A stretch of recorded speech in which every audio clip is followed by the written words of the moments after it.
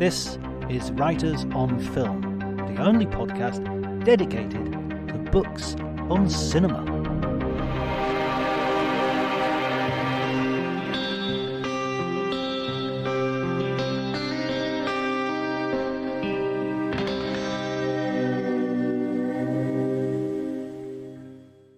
Hello everybody and welcome to the Writers on Film podcast. My name is John Bleasdale. I'm a writer and critic, and I guess happy Christmas because it's pretty much coming up to Christmas now, so Merry Crimbo and all of that. Today we've got a real treat, a real gift if you like. Michael Leader and Jake Cunningham have produced a massively popular podcast called Ghibliotheque, exploring in detail, film by film, the works of Miyazaki, the famous Japanese director and producer of one of the of some of the best animation in the history of film, frankly, to challenge Disney to that title, I would argue. They have written a book based on the popular podcast series, Ghibliotheque, and I read this book, and that's what we're going to talk about, as well as recommended books and a whole lot more. We talk about, we cover quite a lot of ground. Some Beatles analogies go in there as well.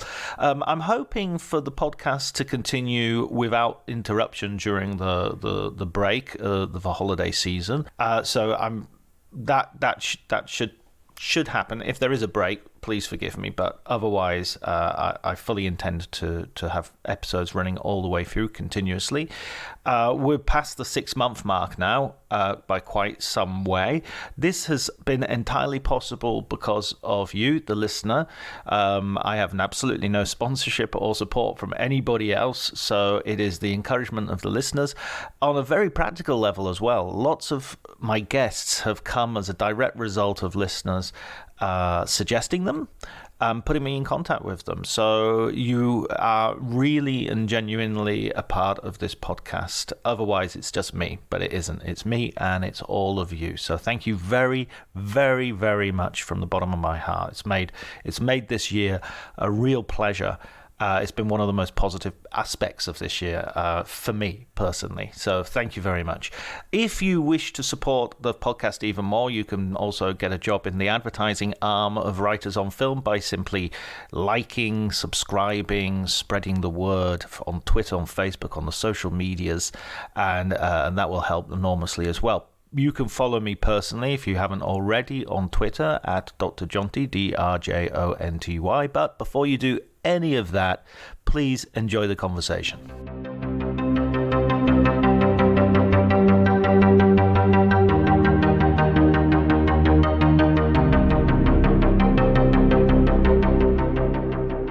Yes, because the first place that I worked in film was at Curzon, so that was working with her, however long ago that was now. But is that where you two met as well?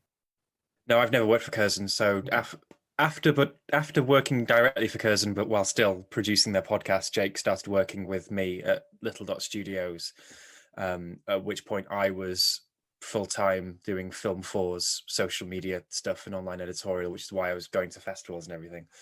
And Jake was brought in to be commissioning on Random Acts with Catherine Bray. Oh, right. Cross paths with Catherine. Short films for Channel 4. Yeah. And then that's years ago now, and actually what we do has changed quite a lot in that time period. And Jake is the cornerstone of the podcast team at Little Dot, producing all sorts, and I've been working on Inside Cinema, the video essay strand for BBC iPlayer, for close to 3 years now as well. So, but Ghibliotheque is the thing that we still come together on. That was started sort of through an interaction in the workplace, right? Yeah, He's absolutely. read the book. He knows the background. I read the book. He's read the book. Yeah, it did. Because it was genuinely that we were sat across the desk from each other, and I hadn't seen any of the films, and Michael had. But we both respectively, because Michael hosts Truth and Movies, the Little White Lies podcast, and I produced that. And at the time, I was hosting a podcast for Curzon, and so we were both doing quite similar kind of week of release magazine film shows, but I hadn't seen any Ghibli films. Michael, for some reason, thought they were good, and decided that he'd give me a nice cheap film course in them. It's much cheaper than my degree, and I actually ended up with a book out of it. Yeah, and I don't know how much we credit Catherine with this publicly, but I think she was the person that said, you two should turn this into a podcast. And so she gave us that nudge, that kickstart to start thinking about it in that way. And it's definitely Ghibli and not Ghibli, right? So you have the Italian perspective on this, John. So it would be, how would you pronounce it if you were speaking Italian? It'd be Ghibli or something, wouldn't it? Yeah, it'd be Ghibli, wouldn't it? Yeah, it would be, I think. So the Maserati or there are various like cars and planes and all sorts that are called Ghibli. But so Miyazaki, one of the co-founders of Studio, their main filmmaker, at least popularity-wise, is obsessed with planes and the history of aviation and engineering. So is a big fan of the Ghibli, which was a Caproni interwar plane. Right. And however, because of that word came up as a potential name for the studio. However, because in Japanese, the soft G is not necessarily a word that a sound they use in their phonology. So Ghibli would be how they pronounce that word, and so it became Ghibli from that. Although everybody concerned at Ghibli, be that Miyazaki or their former president Toshio Suzuki, have been on record saying there's no real correct way of pronouncing it because it's based on a mispronunciation anyway. And they slightly regret even calling it Ghibli if they knew that it would cause this trouble years later. It's a little bit like the Beatles sort of title. When you name something, there's a real chance that it's just a placeholder for, we'll think about the name later, and then you're stuck with it. Well, before it was called Ghibliotheque, it was just called the Ghibli Men. The Ghibli Men. That's our Quarrymen equivalent, I'm sure. Yeah, that's what I'm saying. Do you have a Pete Best? Oh God, I don't know if we do. Who does? So Catherine Bray would be the sort of Brian Epstein in the. Well, no, because she's kind of coming in. Is she like the Jimmy Nicol? Like if she goes there just before, but it was essential. So she's almost like the Astrid Lindgren if we're going to go deep into Beatles lore. So she gave us the leather jackets and took some important photographs to get us kick-started with our mythology of the formation of the group, so to speak. If we had a fifth Beatle equivalent, I suppose Steph Watts, our producer, is now actually on microphone with us on some episodes, most of the main episodes, in fact. And we have Harold McShiel, who's our producer, who I guess is kind of George Martin-ish. But you're really tempting me there, John, to go down the route of having the Billy Preston, got to have the Epstein, you've got to have everybody. Well, and it's such a shame that 3/4 of the way through doing the podcast, Michael died, and we had to find a replacement. the Michael is dead rumor. Yeah, exactly. Yeah, you're barefoot on the cover of your podcast. I remember that. Yeah, and there's a VW in the background. Yeah. It really, it's amazing how much of it actually fits the paradigm, the Beatles paradigm here. Peter Jackson, I hope you're listening. Oh yeah, God, there's so many hours of podcasts that have never been used in 50 years time. How much B-roll have you got? Oh God, yeah. It's all in it's in lovely FLAC format as well, and so but no one knows about it, and we're just gonna have to get someone to dig it out. Let's wait 50 years and see. FLAC is a sort of Betamax of podcasting. It's actually better and all the rest of it, but nobody uses it much. So let's. So in terms of Ghibli, I'll pronounce it for the sake of consistency, like that. So, Michael, what was your first sort of introduction into this world? What made you such an enthusiast and a evangelist? Well, I was always into. But like I said, I'm just the right age to have picked up on Ghibli in the late 90s, early 2000s as their international renown was growing. So my first exposure to them was a slightly dodgy VCD of Princess Mononoke that was doing the rounds at high school when I was 15 or something, 14 maybe. And it was being sent around the friendship group as this is so much better than Dragon Ball Z or whatever we'd be watching on Cartoon Network at the time. You've got to watch it. It's complex and violent and strange. And so I remember, and I can actually date it to a specific weekend when I watched that, because I remember watching that with a group of friends at my house, and then going out to watch Harry Potter and the Philosopher's Stone at a multiplex near Bury in Greater Manchester. So that was the film, and it was just that sense of sophistication, perhaps that slight strangeness as well, but knowing that this was something that was more complex than anything else I'd be watching at the time, perhaps. But also it was the perfect age where everything you discover in those early teenage years is blowing your mind and seems like you're the first person to have discovered anything. Kind of like discovering David Bowie for myself at that time, even though by the early 2000s he was on the Michael Parkinson circuit doing greatest hits tours. It felt like listening to some of his early albums was transformative. Similarly, discovering Ghibli was. Although off the back of Princess Mononoke, then their other films weren't really available, and you'd have to go down some dodgy routes buying box sets from Hong Kong on eBay in order to watch the other ones. So it wasn't really until a handful of years later, when Spirited Away actually got a national UK cinema release, that I was able to then continue the journey. And that was where you'd get quad posters with quotes from Jonathan Ross saying, "This is the greatest film I've ever seen." That, you know, he's perhaps a bit of a joke now, but it's kind of easy to forget that he was the nationally recognized film critic for the BBC, with a bit of sway over mainstream casual film fans like I was then.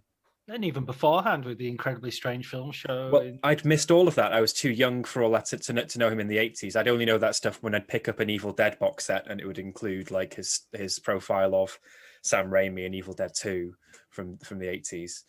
So I'd missed out on all that. So to me, he was the guy that was a team captain on They Think It's All Over or something, and then also the film show host. So after that, it was almost perfectly placed, because I could see Spirited Away at the cinema, and then off the back of that, Optimum releasing, who then were bought out by Studio Canal, started releasing all the films on DVD, and then every subsequent film would get a proper theatrical release. So in terms of that, my generation, because of course there are people who are older who were able to see some one-off screenings of films like, I guess, Castle in the Sky was on telly in the early 90s in the UK. I missed out on that. But for in terms of my generation, I had a front row seat to all these films coming out and the horizon broadening almost by the year. So I was very much in there, locked in. And when I started writing about film after university, I always tried to pick up those commissions to review the films. So in fact, actually, maybe one of the Venice festivals we might have met at would have been The Wind Rises. Yeah, I was going to say, yeah, absolutely. Which was a huge experience for me, not only being able to review a new Ghibli film on release, but before other Western critics had been able to get their teeth into it, as well as a film that was very much hyped and had a lot of expectation behind it. And how about you, Jake? You're basically getting, your hand held by Michael as you go through the canon. Are you doing it chronologically, or you just how are you experiencing it? Well, I suppose my experience of them is the podcast in a way.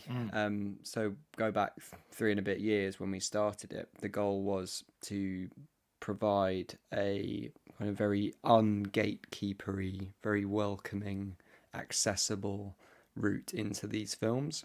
And the way that we approached that was that me, having not seen any of them, would react to my first time viewing on the podcast. So that kind of became the second half of each episode of the podcast. The first being Michael setting up the context and the history of them. And then I jump in without having all of the weight, I suppose, that Michael's talking about, of that knowledge of and that cultural legacy, and thinking, right, trying to be as objective as possible at the beginning, like, is this film actually any good? And then as we went through the series, I learned more about them, and then you gradually kind of bring that weight to them. And by the end of it, I've written a book about them. So I learned enough along the way. But it's a unique experience having that kind of live diary of appreciation there in the archive for people to go and listen to. I'm thinking at the start, particularly in the first series, where we do Princess Mononoke, and the first time around on that, that's such a it's such a big film. It's tackling so many ideas. Like creatively, it's quite incredible. And I think there's a lot of things that I was reading at the time of my first viewing, not being that familiar with Miyazaki's work, as issues with the film. Like thinking like there are these characters whose goals aren't quite clear, or how the geography of the space might not work together that well. And then the more I watch it, the more I realise how intentional that is, and that he views all these characters as existing in moral grey areas, and that there isn't a goodie or a baddie, and that the fog of war and the mayhem of war and the way that it blurs the lines between territories and boundaries and no man's lands, that's all part of it. He wants that to be the case. And so when we were researching the book, and I had to go back and listen to our old episodes, and I listened back to that thinking, what are you talking about, man? But to answer what you said, asked about how we approached it. So there's a clue there in that we did Princess Mononoke in series 1. This wasn't chronological. It was curated. So I suppose Michael took his best film lecturer approach to it. And I think a good lecturer won't just throw you in at the beginning. They will want to hook you first and then kind of take you on a route through them that's going to most intrigue you and most engage you in the content. Because of course, what is a Ghibli film other than content? And we started like with big hitters in that first 6 episode run. There was My Neighbour Totoro in there was Princess Mononoke in there was Grave of the Fireflies in there, and then 2 more choice picks. So deep cuts of Whisper of the Heart and Only Yesterday, films that I'd not even heard of, barely encountered. And so that was Michael, I don't know, like kind of giving you a little tease of the hard stuff as well. Like saying, hey, come on, here's the stuff to get you in the door. And you say like, but look what I've got behind this cupboard. It's like a tasseled curtain at the back of the shop. Yeah. Stuff to slip into the brown paper bag, so to speak. But I think that approach worked so well for the podcast, because by the time we got to films like The Wind Rises or The Tale of the Princess Kaguya, which were 2 very 2 films that had the weight of legacy on them. One did turn out to be Isao Takahata's final film because he died not long after the film was released.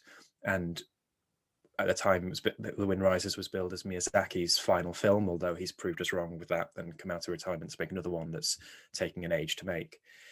When we got to those, it was a real joy to see Jake kind of come with the expectations of seeing all the other films, hearing the backstory to all of those, and then be able to decode those films in that way, rather than if it is a straightforward chronological schlep. Of course, we would have got to that point anyway, because they're late in the chronology. But this curated approach gives him then the tools. I guess it is like pure lecture stuff, isn't it? Pure how to put together an academic course. You want to then give the students the tools to then figure it out themselves. Yeah. Okay. Pause. Got to turn off that. Okay. Well, my experience of Ghibli is a bit odd. In that I actually started watching him without knowing I was watching him, because I've got 2 daughters, and they would be watching Heidi on Italian TV, and the animated Heidi is huge here. It's just absolute, and nobody necessarily knows it's Miyazaki, although Miyazaki's huge in Italy as well. It's got a massive following here, as well as a lot of sort of anime stuff and Japanese animation generally. So I was watching Heidi, and then I think a friend of ours sent us Spirited Away. So that must have been mid-90s. Oh no, what am I talking about? That must have been 2000s. And then that became like a favorite of the girls. It was like Totoro became the absolute favorite, and then they went through the whole lot. And I remember watching Princess Monaco and thinking what the heck are we what the heck are we showing the girls? This is crazy stuff. But it was like, yes, they watched a bit of Disney and everything, but it was really like this was the Rolling Stones to the Disney's Beatles, if you like. I like you throwing them going for Beauty and the Beast, and then you throw on the next Disney princess film, Princess Mononoke, and it's like, and there's a guy's arms that have been blown off. It was in the There's first 2 creeping minutes. corruption in black sort of squirmy stuff all over the place. No, but I like how you mention series like Heidi being on TV in Italy, because yes, our perspective and how we've covered it on the podcast is very much defined by a British perspective, and something we come back to time and again is how our understanding of these filmographies and careers and filmmakers is completely defined by the access and the release status. So we have in the UK the entire Ghibli catalogue now on DVD, Blu-ray, on Netflix, often in cinemas as well. But you go and talk to someone from France or Spain or Italy, they've been seeing things like Heidi, Future Boy Conan, TV series that Miyazaki and Isao Takahata made before they went independent, which have never been released in the UK. They're sort of bread and butter for TV schedules over there. So we interviewed, one thing we've done later in the podcast is we opened up, once we've talked as much about Ghibli as we want to, or we feel we have to, feel we need to, we've invited guests from the entire breadth of the creative arts to talk about the impact that Ghibli's had on them. And we had Enrico Casarosa, who directed Luca, the Pixar film that came out earlier this year, back end of last year. And he that is a film that is completely steeped in Miyazaki influence, but it's pre-Ghibli Miyazaki. So it was really interesting to dig into that with him, because he grew up in Italy, and it's Heidi, it's Future Boy Conan instead. So the touchstones are different depending on all countries, which is really fascinating. And it's interesting how Heidi is connected to the later Ghibli as well, in the sense that it's that sort of Middle European sort of aesthetic of pastoral and all the rest of it. Well, it's something that we keep coming back to on the podcast, is this very European approach to landscape that they have throughout the filmography. And like, even going back to the right at the start, so Castle in the Sky, the first film officially made under the Studio Ghibli name, the mining town from that was inspired by Miyazaki taking a trip to Wales in the mid-80s. And that carries through right through to Kiki's Delivery Service, where there was a trip to Norway that inspired that town. And then you see Hal's Moving Castle, and Hal's hometown, as per the original book, is meant to be in Wales. So they often get kind of pigeonholed as like, oh, it's so Japanese, these films. But they are very much international films. Absolutely. And if you ever come across Ghibli, maybe in a more academic context, amazing work being done, but they're often talked about in the context of Shinto spiritualism or Japanese storytelling and folk tales, Japanese political context. But the filmmakers were brought up on European literature. Isao Takahata was not an animator. He didn't go to art school. He studied French literature at university, and their touchstones are European. So it's quite interesting when people talk about Ghibli being so Japanese, as Jake said, because in some ways, from their storytelling, backbones taken from European folk tales all the way to the specific books they're adapting, it's a lot of European stuff. And also politically, I mean, you talk about them going to Wales, and there's a bit in the book where you talk about him in England in the 80s, and going and right in the middle of the miners' strike, and how sort of he has a lot of sympathy for that. And also, likewise, in terms of his fascination with all things Italian and Italian engineering, that links into sort of fascistic, problems with fascism. You know, the flight was a huge deal for Mussolini, and especially Mussolini's son, who I think was sort of the guy who ran that part of the state.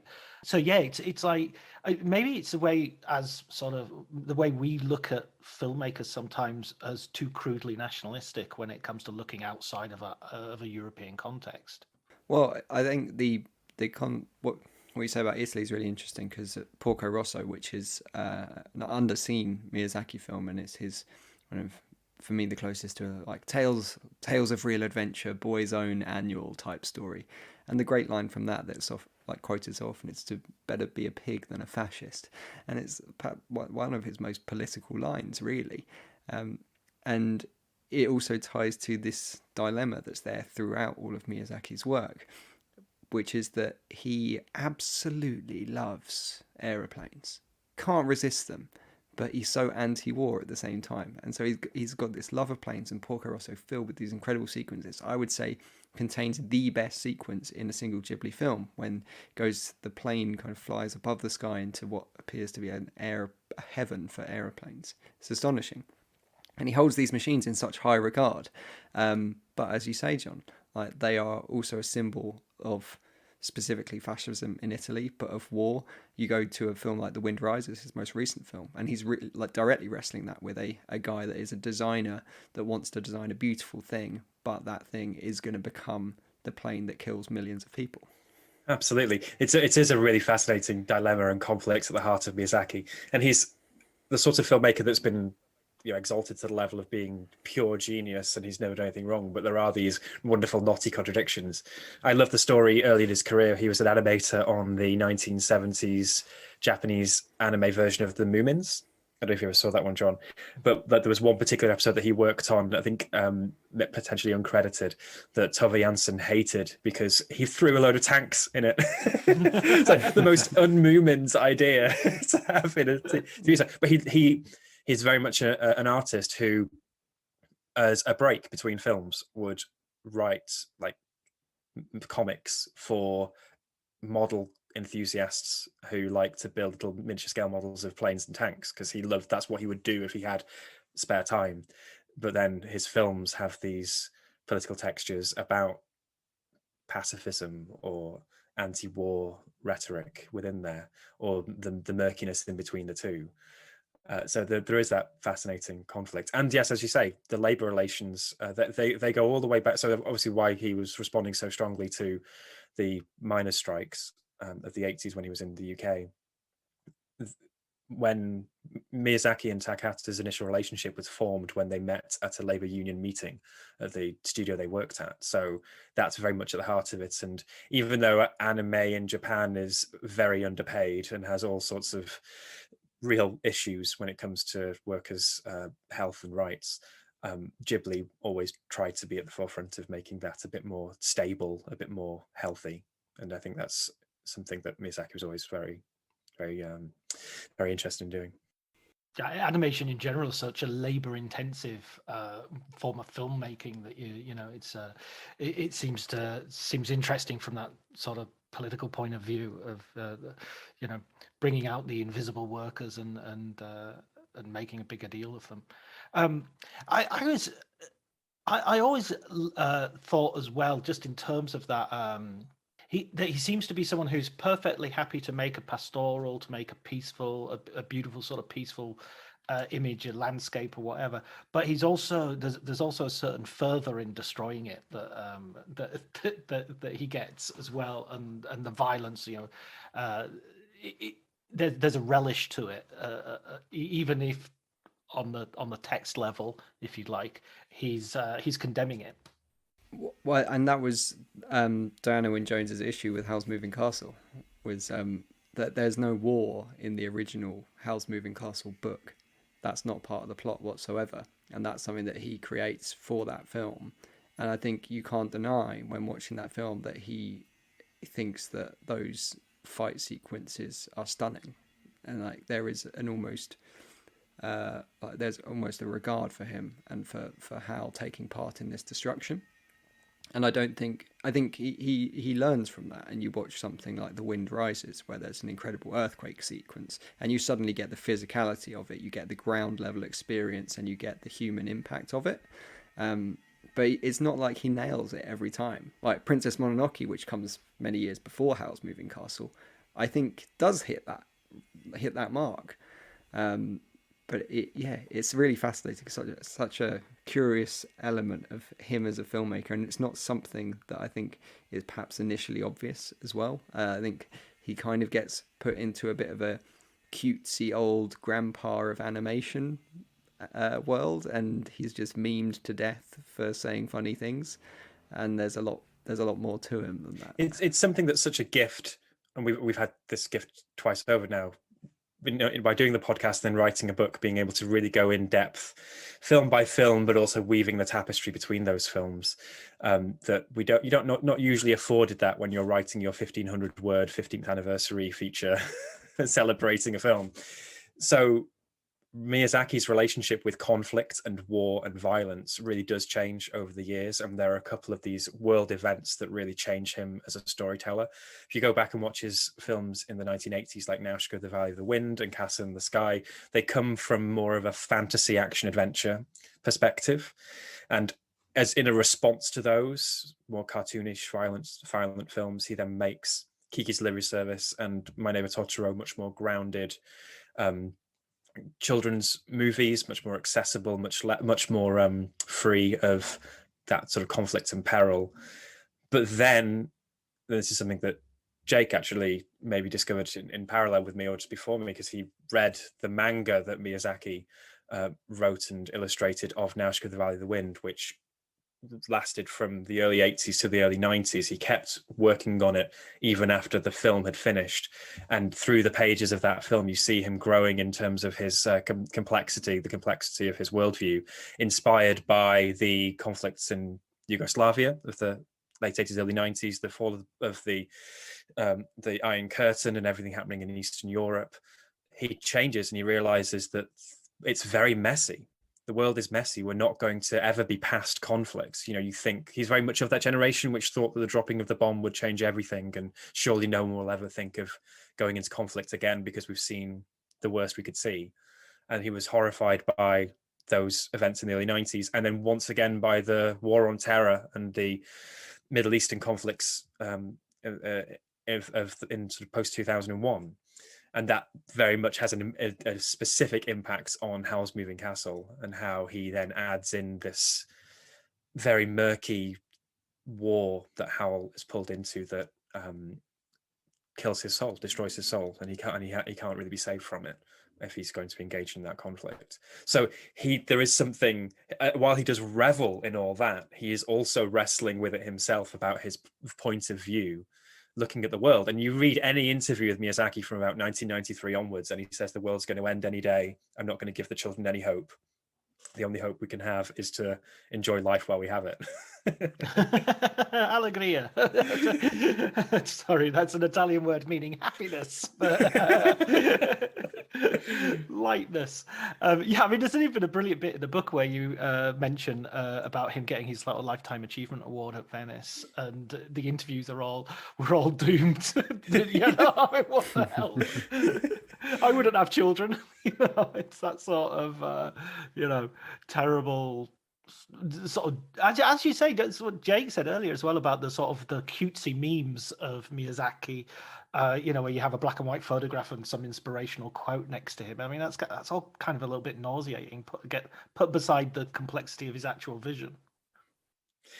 I suppose nauseating is the word, but I suppose that speaks to how multi-layered the appeal of Ghibli is internationally, particularly in the online world. And there are moments within even the most conflicted and murky moralistic films that he's made where there are these moments of beauty. And there's this thing which is online, which is called Ghibli vibes, and the aesthetic of Ghibli films, where people do zoom in Howl's Moving Castle, a film that, as we just said, is very much born out of him thinking the world is doomed because of American imperialism. He has the best fried breakfast scene ever committed to cinema, just in the middle of that, something really wonderful. And there's always these little characters and these little moments that you can enjoy and enrich your life and give you a different perspective on the world around you, these scenes. So I can understand how you have audiences that can approach these in different ways. And of course, it is just a byproduct of online social media discourse where these things will boil down into memes, to the point where there's this famous meme that's attributed to him, which is a subtitle from a documentary called The Kingdom of Dreams and Madness, where he says anime was a mistake. And of course, the huge joke there is this guy who has worked so hard to popularize anime as an art form worldwide is saying that it's a mistake. He never actually said that, is the thing. So there's now this extra layer of artifice on top of the memeability of the grumpy old bloke persona. So it's very interesting from the perspective of online fandom, I suppose, as well. I'm just thinking of the food as well, but I can't escape thinking of my girls watching Ponyo and watching Totoro and thinking and saying, "Oh, we want that for dinner. We want to have that." Which is funny because there's that sort of attraction repulsion in Spirited Away where the food becomes the problem. The people turn into pigs because they eat too much. So, the food is so special though, isn't it? Like the ramen in Ponyo, like the magic in that, and the fact that it's not fine dining at a fancy restaurant. It is absolutely everyday food that anyone watching the film can make. Like that is an achievable piece of magic for everyone in the audience, and that sensibility runs throughout so much of their work. They're not asking you to go to this fantasy world and kind of lose yourself in it, and it's so entirely different from how you live now. They're saying your fantasy world is this world. Look, you can have a beautiful fried breakfast if you want. You don't need to be part of this war-torn battleground. And you get all these little moments where you can take a breath, like in Spirited Away when Chihiro has this amazing red bean bun and she sits at the edge of the bathhouse looking out across the horizon. And it's just asking audiences to just take that breath, to take that moment, to have your time with your red bean bun where you can breathe in everything that you've done that day and kind of consider what you've learned and your experience. And you would never get that in Western films, really, where you get that encouragement to actually look at the details around you and look at how lovely it is to fry these pieces of fish and make bento lunch boxes for all the other housemates that you live with. It's just magic, really, isn't it? One of talking about the sort of the memification of Miyazaki and to some extent the global impact that he has had. Good. I think one of the key films there has got to be My Neighbour Totoro. I keep saying Totoro because that's the song I've got in my head. Totoro. Hey, Totoro. we say this at all of our events when people bring up pronunciations of just say it how you like. Okay. It's fine. If it means you're enjoying it and there's more of a chance of other people getting excited about it, however you like. Okay, Totoro. I'm just going to sing the song every single time I mention his name. That's that. I mean, you make the point in the book as well that the actual Ghibli's actual sort of studio mascot is coming from this film, King Totoro, and. But yeah, I mean, my wife was saying to me, we should get tattoos for Christmas. And I was like, what? Okay, well, what would we get? And she was like, oh, why not Totoro? So it's like, it seems to be driving people crazy, this movie. Well, it's funny you mention tattoos because Michael, if this were not a podcast and people could see it, there's a tattoo of Totoro in your very home right now, isn't there? Well, on the leg of my partner, yeah. But also so she got a tattoo when our son was born of the three types of Totoro, but sort of done as a sort of two parents and a child on her leg. But then that was actually taken then from a sketch that was given to us earlier by when our son was born. So yeah, I think, John, if you're thinking of Ghibli tattoo inspiration, go to Instagram, because I think the third most popular Ghibli related hashtag after Studio Ghibli, hashtag Studio Ghibli, hashtag Ghibli art is then hashtag Ghibli tattoo. That it's absolutely really popular worldwide, and tattoo artists who specialize in that stuff. And it's true, I suppose, that character, even though on release wasn't a sensation, it took a while for things to get going. It was more of a hit on video, and then when merchandising came around, that character of King Totoro is bigger than Ghibli in some ways, in terms of the stuffed toys, in terms of the ways that when other artists want to nod to Ghibli with a cameo or or a homage in some way, it's usually with some sort of Totoro-like figure. The film that stars Totoro that's made the most money worldwide is Toy Story 3. Yeah, that is the key cameo. But also, if you go and look at the likes of The Simpsons or Bob's Burgers or any of those kind of American cartoons that do Ghibli references, there's some Totoro in the mix there. It's also just fascinating just knowing how wide the love of that film is. We talk about it in the book that Akira Kurosawa was a fan of My Neighbor Totoro, and that's kind of mind-blowing to us because you almost don't think of Kurosawa and Miyazaki as filmmakers that exist in the same century, but of course they do, because Kurosawa was making films up to the mid-90s. But the fact that Kurosawa was engaging with this and loving it, although his favorite character in My Neighbor Totoro was the cat bus, not Totoro himself, just so he's gone against the grain a little bit there. Typical Kurosawa. Maybe like we mentioned so much about the storytelling prowess of Ghibli and the details, but as animators and designers, they're so skillful and like they come up with these incredible creations. And what's great about Totoro is he's got that thing that so many animators are searching for at the start of designing something, which is cutting the perfect silhouette. And you think Mickey Mouse is such an iconic character because you can essentially draw a Mickey Mouse if you draw 3 circles, and people can look at that silhouette and they know who it is straight away. And it's no coincidence that Totoro was created and then became the Studio Ghibli logo, because he has that same Mickey Mouse effect of you instantly know exactly who this character is, where it's come from, and you can recreate it in a handful of lines. He is an icon. And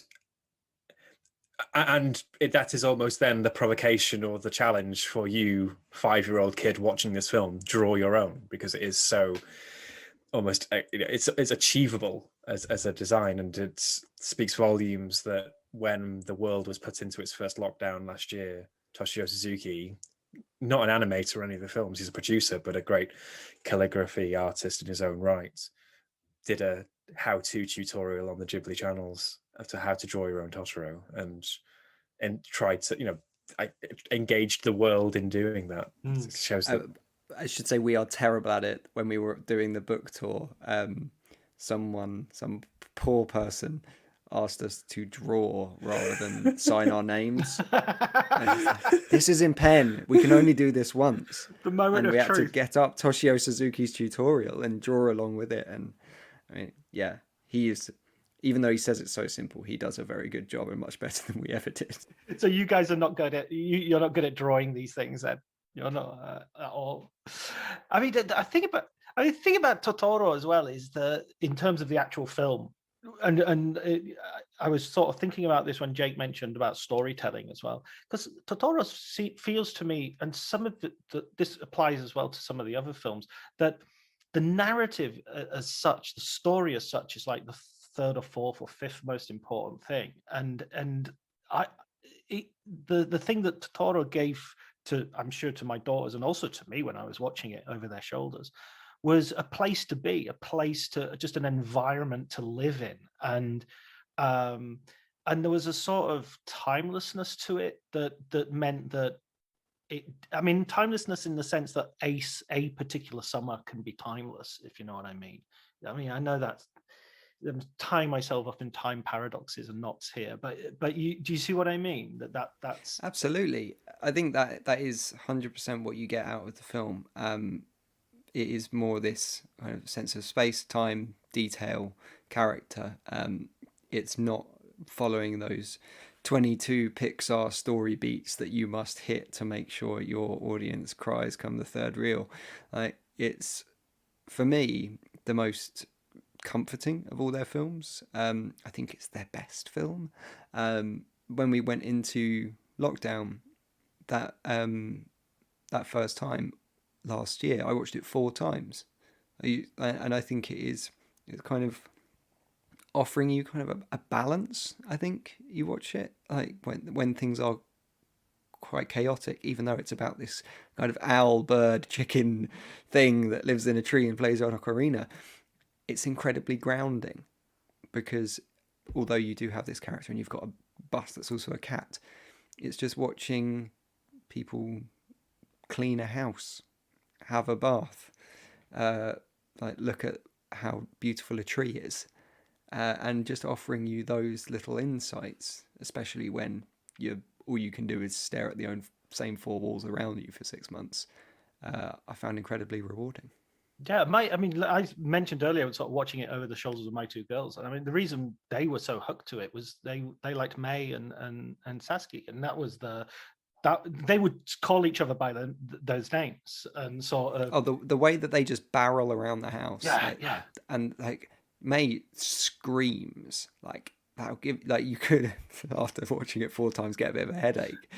But it's like two little girls that have a dynamic that you would rarely see in a Western kids film at all. And the fact that they move to this house and they say it could be haunted, and their first reaction is that's really cool. And there's this thing that lives in the woods, and he's great, and everything is just has such a positive spin to it.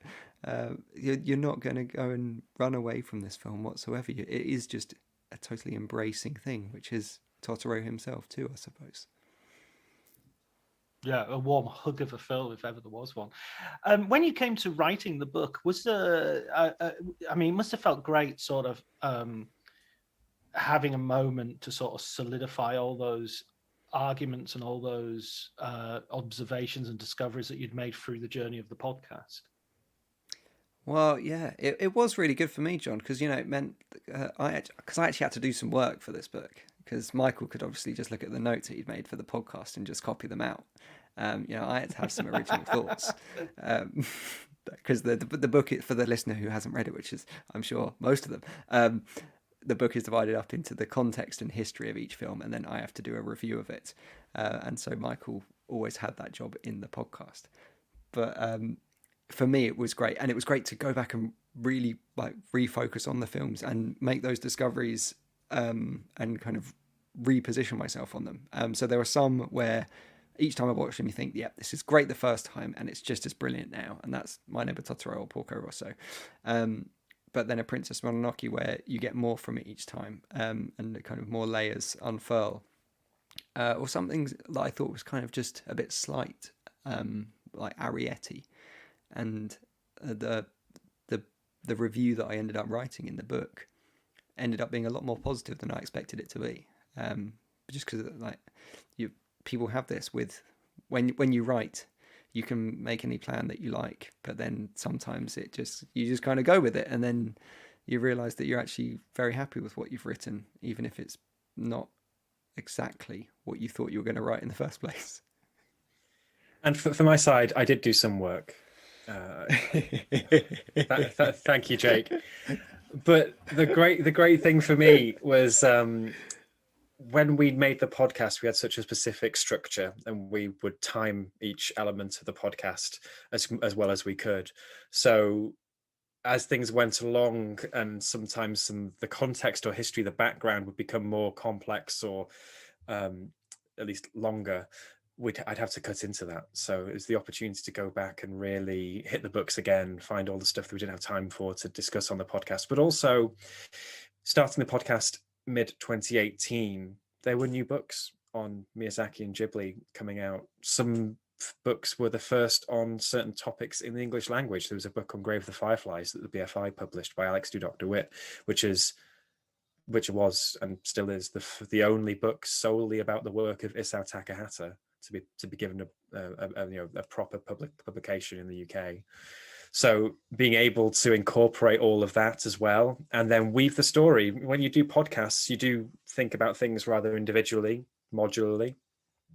But then when writing these things chapter by chapter, these sections of context and history, you find those recurring themes, those recurring threads, or the developing vision and perspective. You can then feel how many times Miyazaki says he's going to retire, or how many times over the 40-year period he decides to hand over the reins to a new generation, but really can't let go. And then the Ghibli's awkward relationship with promoting talent from within the ranks, things like that.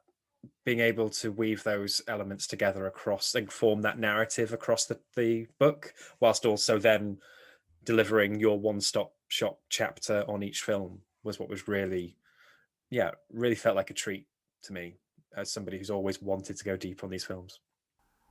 It was lovely as well just to be able to have control and make our case for the films that we wanted to in the word count.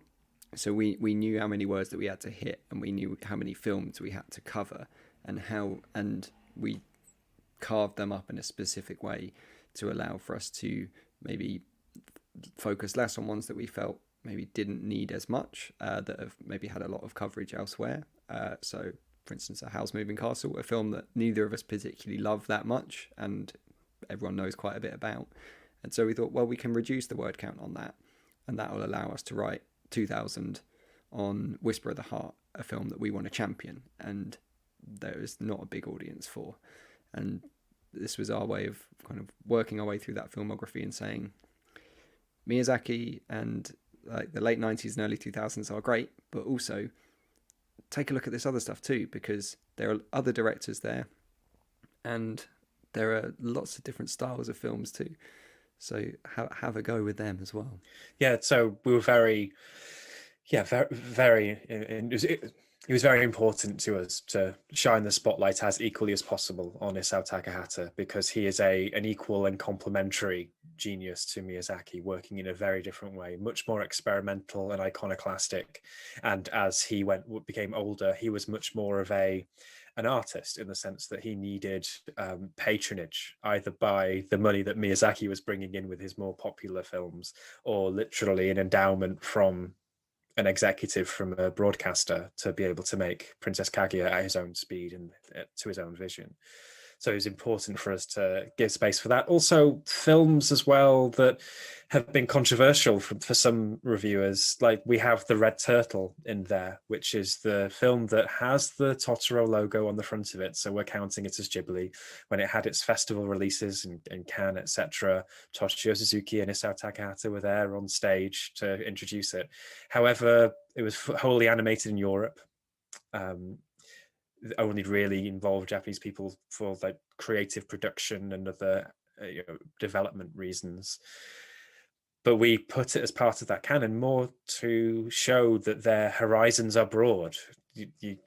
Their influence, but also their connections spill out. And that is one you can actually point to and say, in the final years of his career, Isao Takahata leveraged all the legacy of Ghibli to be able to get Michael Dudok-de-Witt, who is a great animator and filmmaker, been working since the 1980s, but get him to make a feature after he'd won an Oscar for one of his shorts.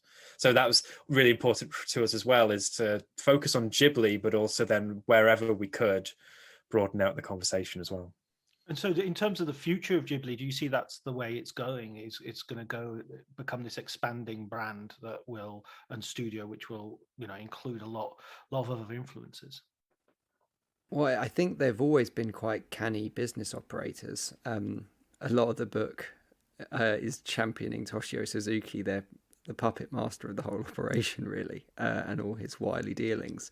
And I think when they announced that Miyazaki was coming back for a new film, but also that they were animating at the speed of about 30 seconds a month, and that coincided pretty soon after with a deal that all of the films had suddenly arrived on Netflix, and maybe they needed to get some money to keep the lights on, and that there's going to be a Ghibli theme park. There's already a Ghibli museum.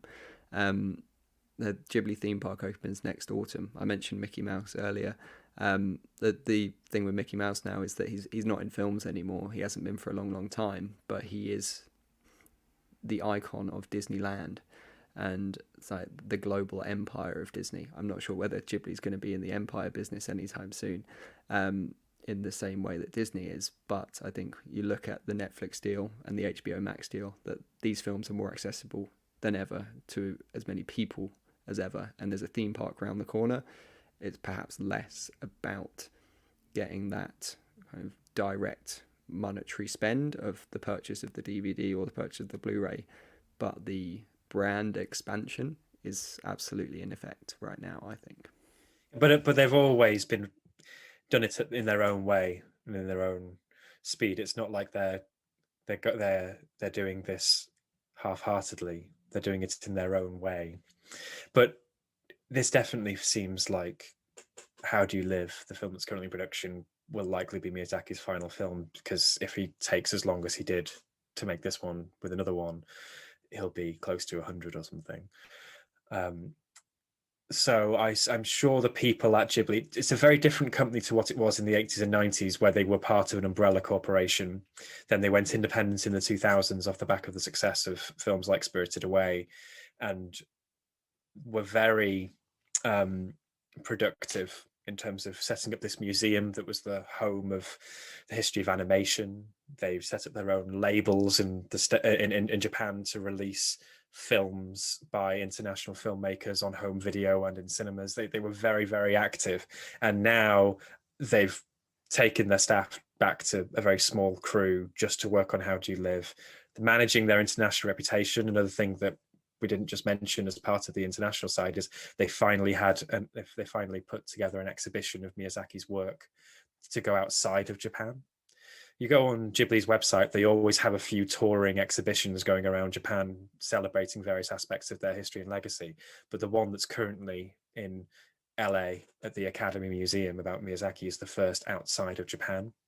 So I suppose they are now moving into what in music we sometimes call legacy management, where, say, Bob Dylan may still be making albums in the background, but he has a separate team that's finally putting out all of the bootleg series to cement the long-term reputation. They do, of course, have the other Miyazaki, the younger Miyazaki, Goro Miyazaki, who is Hayao Miyazaki's son, who has been a controversial figure for fans and within the studio because he was brought in to direct Tales from Earthsea, having never animated in his life. His background was in landscape architecture, and he'd managed the project of building the Ghibli Museum. And off the back of that, they thought, hey, you can direct a film. And people thought, that people believe that to be quite it's a quite divisive effect. Yeah. Miyazaki himself, sort of, you quote him as sort of going, yeah, it was good. It's all honest. And it's not like, honest? What the hell does that mean? Well, you can accuse them of nepotism, but actually, no, it wasn't nepotism at all, because Miyazaki Sr. Hated the idea of his son riding on his coattails to direct. But Goro Miyazaki now has several features to his name, a TV series. He is trying to innovate in his own way. He just directed the first fully 3D CG animated Ghibli film, Earwig and the Witch, which didn't really set the world on fire, wasn't a massive hit, particularly in Japan either. Fans are a bit sort of disgusted by it, I think is a way to put it, because it looks like Ghibli, but they're on 3D models. And so much. Yeah, of what John, we I don't associate think with the Ghibli is food 2D. in Earwig and the Witch will quite have the same effect as the food in Ponyo. No, not at all. You don't think a 3D CGI shepherd's pie really exudes Ghibli energy? It's quite a strange thing to look at. I mean, my mouth is not watering. But I suppose he is now a filmmaker in his early middle age, who I'm sure wants to keep making films, whether that's at Ghibli or not. So it's whether they'll then move down a generation and become the Goro Miyazaki studio. That doesn't really sound like it'll have the same heft. But it will be fascinating to come back in a decade and see what they're like, because there's no, in the way that Disney, when Walt died, were able to pass on to a new generation, they had the talent to do that, and also the corporation that needed to do that. Ghibli doesn't necessarily have that, so it would be fascinating to see what happens next. Yeah, and what about you guys? The podcast is ongoing, and is there ever? Are you? Do you have a sort of end point in mind, or are you just going to keep it rolling and following the whole sort of phenomenon internationally as it continues? I feel like Lee Child when he gets asked whether he's ever going to kill off Jack Reacher. Have you got a Reichenbach Falls for your Ghibliotheque?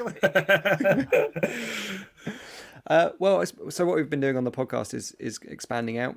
We knew that we really only had a 24 episode run to cover the Studio Ghibli films, and then that we expanded into doing interviews with different artists. Michael already mentioned Enrico Casarossa, who directed Luca, and we have lots of different animators, musicians coming on. Like, so Arlo Parks came on to talk about writing her album and watching a Ghibli film each morning before going in the studio. So lots of different perspectives on how these films inspire people, which has been great fun. But then keeping it old school, back to the traditional format. We've just been looking at other studios or directors whose work we can kind of chart a course through and tell a story with. So Cartoon Saloon, who made Wolf Walkers, which came out last year, we made a short series looking at all of their films, which is only 5 features, all of which are very, very good. And then we looked at Satoshi Kon, another great Japanese director, very, very different to Ghibli. So for listeners, a bit of whiplash really, from our soft core Ghibli feeling to going into Perfect Blue. But that's kind of what we're thinking now, is where can we find these other stories to tell that kind of have, if not a direct connection to Ghibli, a similar approach and contained narrative, I think, within their filmography that we can explore. And what's the experience of writing the book been like? Do you feel that's something you'd like to do again? Oh, the experience was great. I like it because I remember during the first lockdown, everyone making jokes about, well, this is finally the moment that you can all write the book or the screenplay that you've been saying you're going to write. And like, we did the deal for the book in February 2020. So we quite literally did. We did write that book. We wrote the entire thing without meeting. And then we only got together once it was finished and it was out. It was very strange, but it was quite nice because with the way that we did it, we knew that there were the certain number of films, and we chopped up the time that we were going to be writing to be certain films at certain times. So we knew that the other person, even if they weren't nearby on the other side of London, on the other side of a Zoom call, they were kind of in the same headspace thinking about the same films. So it was like I had like a BFI library on call, that if I needed to check something, I could just drop a WhatsApp over to Michael, and he could say, "Oh, actually, I think you'll find that Toshio Suzuki said this." Would he be pulling that face when he said that? Yes. For the listeners, that's an extremely handsome face. Yes, Yeah. of course. But yeah, it was such a dream for me, because similarly to Ghibli, when I said I was the right age to catch that wave, I was just the right age to catch the sort of back end of the great Faber film books era in the 90s, where there were just so many great film books coming out. All writers that I admired would have their book. And then I finally then would graduate uni and go out into the great wide world myself. And then the publishing industry kind of collapsed for a while off the back of the financial crisis. It's coming back, Michael. Seems to be a little bit, yeah. No, on the strength of my podcast, it's coming absolutely. back. But so Faber got in touch and said they've sold 5 books this year, and 4 of them are directly because of his podcast. But being able then to, to write this book, which we, through making the podcast, through watching these films and talking about them, we knew there was a gap in the bookshelf. Amazing academic work, amazing work by film critics, speaking more to I don't want to say hardcore, but an already involved audience. People like Jonathan Clements and Helen McCarthy, Andrew Osmond doing incredible work, Alex Dr. Witt on the younger end as well. But we knew from maybe a little bit from our experience in our day jobs, Jake working with Curzon, directly engaging audiences there, me working with Film 4, directly engaging audiences there, a more casual mainstream audience who were also curious but want to be eased in from the shallow end into the deep end. We knew there was a gap on the shelf for that, because most Ghibli books come from academic imprints as well. So we were very keen for this book to be accessible and broadly available. And the great thing is, going out on the road, after everything Jake just said about working it in lockdown remotely, then admittedly, it seems that we're swinging back with the pendulum swinging back virus-wise, but we have had a good few months where things seem to be opening up a bit more. So we were able to go to cinemas, show a film, do a signing, do a discussion, and people have been really responding well to it. That's always been an element of this for us, which is talking with other fans of these films in a way that doesn't put us on a pedestal or anything. It's all part of the conversation for us. Excellent, wonderful. And the last question I want to ask both of you is directly related to the film book. You're talking about Faber and Faber earlier, which is, I always ask everyone to recommend a film book for our listeners. So I'd like to ask you for your film book recommendation. Michael is now looking at his bookshelves directly behind him. Usually I email people and tell them that I'm going to ask this question. I don't know if you can... I've done my research. I already knew mine, Michael. Come on. I don't know if you can recognize any, John. I can see... No, it's too unfocused for me. No, it's fine. Jake can go first if he's doing his research. I just wanted to have a spirit of improvisation. That's why I'm. Well, he's got on top there is the three green spines of the Ghibliotheque book in English, French, and Spanish, which has been an amazing perk of this whole thing, is seeing it get picked up in other territories and actually imagining poor translators having to sit through and do it. Has it been picked up in Italy yet? I don't know whether we can say, because it's still like, I think talks. it's meant to be, talks but we don't. Yeah, early next year. So we only really know that it's definitely coming out when we actually see a real copy. Right. So we know there are potential other territories, but can't really say. Italy being one of them. I hope so. All right, okay, I'll jump in. So my pick has got to be Spielberg, Truffaut and Me by Bob Balaban, which I think is just a lovely diary anyway. Like, Bob Balaban is a fantastic writer. I've actually just reached the point in my Seinfeld rewatch where Bob Balaban's appearing as an executive at NBC, and he is just such a lovely actor. He's got such a lovely presence, and he writes in the way that you imagine him to. He's so welcoming. He has absolutely no ego whatsoever. Even though he is starring in the next big Steven Spielberg film at the time of writing. It's all about him on the set of Close Encounters, hanging out with Spielberg. Truffaut, he's playing the character that Truffaut plays. Balaban is playing his translator. So he spends this whole set, months and months, hanging out with him. And it's such a beautiful peek into the creative process of an actor and of a director, particularly for those curious about how directors work, because you've got a director who is being paid to be an actor, who's a very different director to the director that he's working for, and so that the interactions throughout are hilarious. And for any Spielberg heads out there, just a great window into the production of Close Encounters. So that's my fave. I read that when I was years and years and years ago. It must have been in the 80s. And I think it was like, I don't think it had that title, or it might have used material from it or something, but it was just like a Close Encounters diary or something. It was a real, like a real spin-off of the film, if you know what I mean. Yes, because I've got a second edition that was done near the time of Gosford Park. Right. So when he was doing more writing stuff again. So I think it was under a different name, but I think it's a great one for a student to read, particularly a film student who's maybe interested in the practical side of things, because it's really lovely to read about a Spielberg set and you think how kind of focused something like that must be and how professional it must be, and it's just chaos. It's always chaos, and it's just reassuring to know that. There's a story, I'm not sure if I remember it from that or from somebody else telling me, but there's a story of Truffaut looking at all the things that Spielberg was doing and all the huge studios and all the huge effects and everything, and Spielberg kept saying, well, what do you think? And he was like, it's okay, yeah. And then the little boy's bedroom, and Truffaut was, how did you do this? This is amazing. because that was real. That was like, oh wow, you recreated a little boy's bedroom, that's perfect. Spielberg was, what, you did like the UFO and you like this?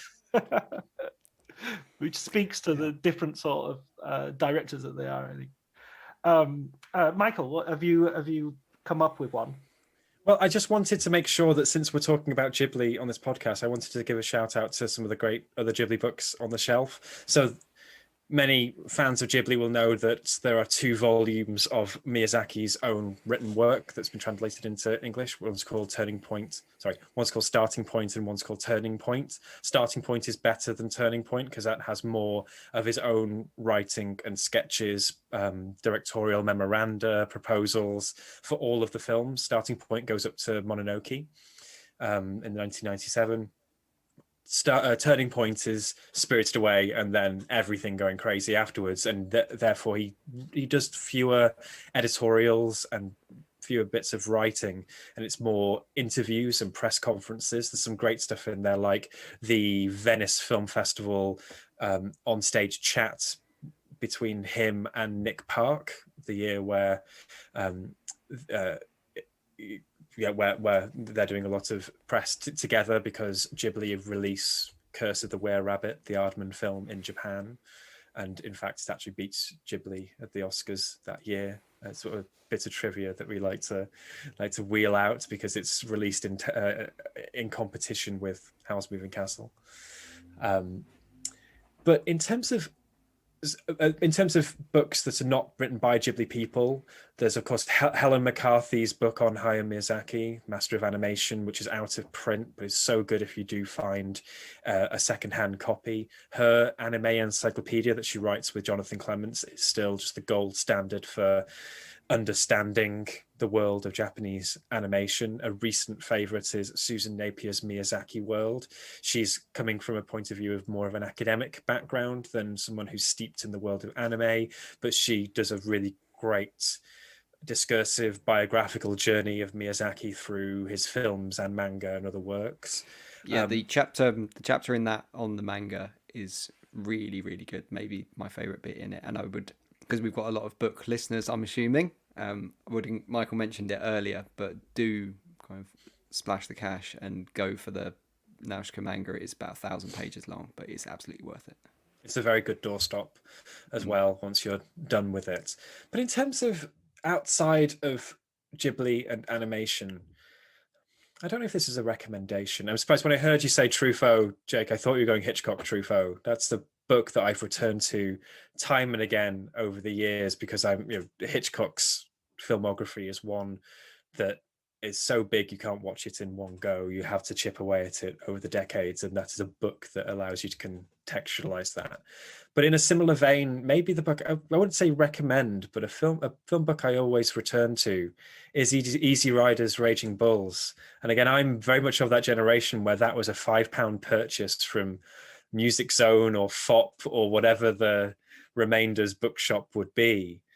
And even though Peter Biskin's writing has been undermined, his interviews have been deemed lousy and contradicted by almost all of the new Hollywood filmmakers he's profiling across that book, it still holds quite a strong sway over the way that I view the careers of people like Francis Ford Coppola, George Lucas, Steven Spielberg, particularly George Lucas, I'd say, because the image of George Lucas as, in some ways, the great visionary experimental filmmaker of that community, who almost by accident creates the behemoth of Star Wars, but then is taken along with his ranch, with ILM, with all of the other innovations that he creates, becomes a mogul by accident in some ways.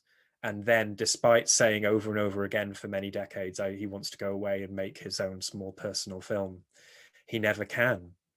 And I think one particularly insightful sort of character sketch that he makes in the book is that Lucas was a great collaborator. He was a great fan of his friends. He, be that De Palma or Milius or Coppola, he loved them and worked with them. You look at pictures of the guys from the 70s, they were very much a tight-knit crew. He showed Star Wars to those guys to get their feedback.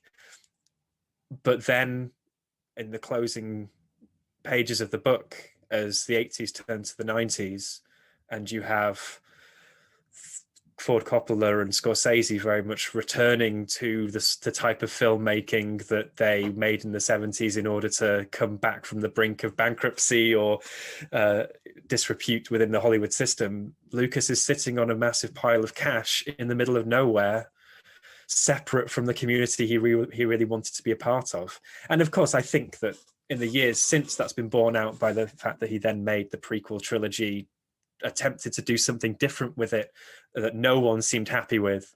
And it feels that when he finally cashed in his Lucasfilm check to Disney and became overnight one of the richest men in the world, that was almost a throwing in of the towel. That's a very specific read of Lucas's life, and other writers will say that he was a great family man and instead felt great responsibility towards his family in terms of the Lucasfilm employees. He wanted to keep them all employed through the 80s, and that's why he would keep making these films instead of betting the farm in the way that Francis Ford Coppola would. But it's still an image of George Lucas, the Scrooge McDuck figure, swimming in a pile of money in a mansion in the middle of nowhere, who really just wanted to go and make his super 8 film somewhere, experimental feature. But I don't know, John, I know it's a controversial book. No, I mean, that's of its time. They're really easy to read. I really enjoyed his latest one about the sky is falling and sort of apocalyptic sort of filmmaking in the new millennium. I think he's a really I like Peter Biskin because I don't necessarily agree with his thesis, but at the same time, at least he has a thesis. He does have a really solid argument that you could talk about his methodology in the interviews and all the rest of it, but he gives you something to kick against. And it was definitely one of those, Easy Riders was definitely one of those books that, got me into reading and watching other films, got me into reading other books and watching other films. So. John, I'm plagued with a very, very slow reading speed. So as much as I love reading, my Goodreads target often eludes me. So with your knowledge of film books, what would be your picks on the shorter end of things? On the shorter end of things, well, I mean, the BFI classics are bite-sized, and some of those are absolutely brilliant. I mean, I love the one on Thin Red Line is really good. There's Camilla Paglia on the Birds is really good. So if you want something that's really pocket-sized and those I would point you towards those. I think the interview books like the Faber and Faber sort of director and so and so, Scorsese on Scorsese or Herzog on Herzog, those are all superb. I've read the Paul Cronin Herzog on Herzog, which is called A Guide for the Perplexed. And they have the benefit that you don't necessarily have to read them all the way through, because like with the Hitchcock Truffaut, you can just follow them chapter by chapter as you're watching the movies, or, and dip in and dip out. They're not, I don't think they're necessarily even written to be read, from beginning to end. But one of the bigger books that I read this year, so this is going outside your stricture. So to not answer your question. Yeah. Well, it's more a comment than a question. No, but I'm trying to think of the best book I've read this year, best film book I've read this year. And I remember you did read ours. Yeah. Well, okay, the second best film book I read this year. God, there were loads. I mean, Glenn Frankel, his books, we had him on the pod last week. His books are amazing, and they're really readable, and they're all 250, 300 page long. And he did one on Midnight Cowboy, which is his latest one, which is superb. And it really makes you, I think he makes a very good argument for Midnight Cowboy being like one of those underappreciated new Hollywood movies, that it doesn't get quite the coverage that films like The Godfather and Conversation and Taxi Driver and things like that get. And I think he's right, and I think it's a brilliant book. He also did one on The Searchers and another one on High Noon, All three of them are great, and he's great because he's not really a film guy. He ran the Washington Post Foreign Office for decades in London and in Israel, I think in Jerusalem. So he's sort of, this is kind of a retirement project, really, that he's just, why not? I don't think he's retired. I think he went into teaching journalism and he used this opportunity. So those are really good. And The Long Goodbye, Sam Wasson's book on Chinatown is also really good. But and again, that's about 350 pages. It's not a hugely long. The long one I was going to mention, it was Otto Friedrich's City of Nets, which is it's about classical Hollywood. It's about the Casablanca to HUAC is the sort of time frame, and it's very much where Barton Fink and all those stories come from. It's like reading a novel, it's the War and Peace of Golden Age Hollywood. That's a great one for the back cover. Yeah, anything to publicize the podcast. John Bleasdale, Writers on Film. I'm willing to get myself out there anyway I can. But it is true. That's what's so good about this podcast is there are film. And if you went into a bookshop, would be a section bundled together with TV, and if you're unlucky, maybe with music and performing arts or something as well. But even within just film, there are so many genres of book. So even within what you were just saying, there are some single film books that were on the shelf there, and I was looking over my shoulder. But recently, the books I've really enjoyed dipping into are Christine Vachon's books. She's the producer behind Killer Films, with Todd Haynes, very key figure in the queer film movement, the independent cinema movement in the America in the 80s and 90s and onwards. And she released 2 books, which are sort of half transcribed interviews, half diaries. There's one great, which is the Cannes Diary for Velvet Goldmine, and it's just a bit of a look into what Cannes was like in the mid-90s, which was very different to what it is now if you go now, and at a point where we've already had many of the independent trailblazers of the 80s, but now we have another generation of those with Todd Haynes, with the likes of Velvet Goldmine, which was supposed to be his breakout film, but was a very troubled production. So that's another genre of book. There's John, have you talked about Suspects, the David Thompson book, yet at all on the podcast? No, I am trying to. I need to try to get him on because I really love that book. That's such a great. So that's a book. Ever since there was that Sight and Sound collaborative feature a few years ago about books about film, or like novels about film, I think it was. That's been on my list, and actually on the book tour with Jake, went to Hastings a couple of weekends ago, I found a copy of that. And there was a phase in my life when I was a film student where if I ever found a volume of the Biographical Dictionary of Film, I'd buy it. So I currently have 3 editions at the bottom of the shelf there. So because the great thing is he changes the entries between the editions, and you can see how his opinion on Betty Davis changes over the decades. So there are those as well, but not necessarily one for you to read on the beach, Jake.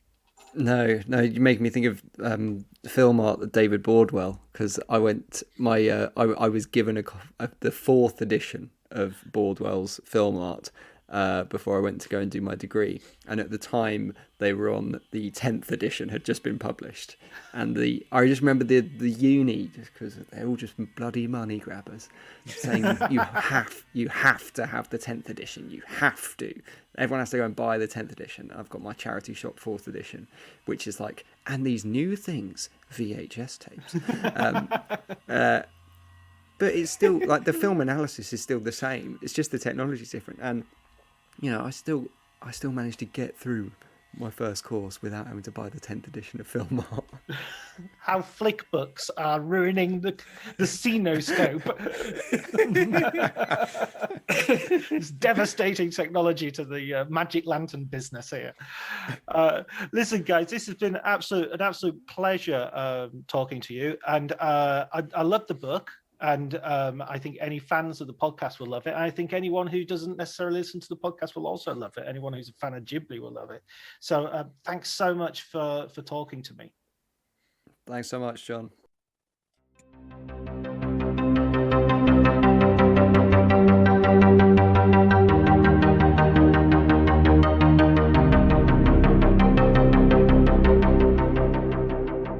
So that was myself, Jake, and Michael in conversation. I hope you enjoyed it. We went really into the movies. It was great to explore them one more time with Michael and Jake. And there are a couple of films that I haven't seen that I will be looking at after having read Ghibliotheque. There's definitely some recommendations in there of films that are a little bit more obscure than the biggies, shall we say. And I'll go to with fresher eyes having read Jake and Michael's book. So it's going to be after Christmas, the next time there's an episode drops, which will be great. I can give you what the next episode is, actually. I'm going to be talking to Michael Benson about his book on the making of 2001 A Space Odyssey. It's a brilliant book, great read, and it deals with one of my favourite films of all time. It's definitely in my top 2 movies, I would say. I'm not sure if it comes first or second, but it's definitely up there. All that it remains for me to do now is to thank